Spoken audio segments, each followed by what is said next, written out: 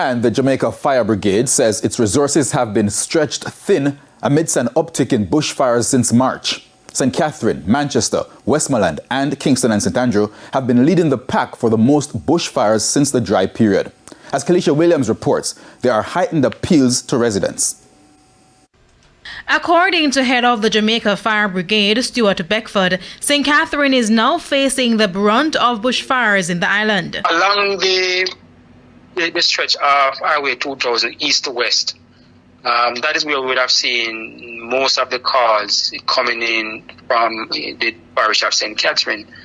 And again, it comes back to what I said earlier in terms of the causes. There are a number of small farmers in that general vicinity. Up to January 2024, there was a 35% reduction in bushfires island-wide when compared to 2023. However, the situation changed since March. We were told the ongoing dry spell has increased the risk of bushfires in the island.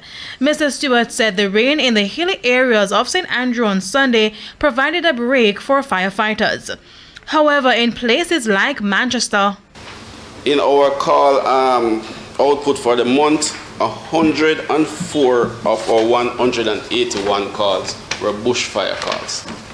It means on average we had close to 4 calls per day on average, and it only gets worse. We are just at the peak of bushfire season, the dry season, and as we progress into the drier times, we are going to see an uptake in that. Overall, the uptick in bushfires has been putting a strain on the resources of the fire brigade, and already many communities have been battling a water shortage. There was a point in time when all our units in Kingston and St. Andrew here were in the hills of St. Andrew battling bushfires, all, barring none. Even Port Royal, and you know the distance between Kingston and Port Royal.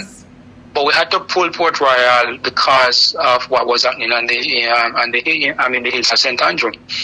Now, when you do that, what happens is that the entire city is left exposed. As for the fire at the Riverton City landfill, we were told things are almost back to normal, except for a little smoldering in some areas.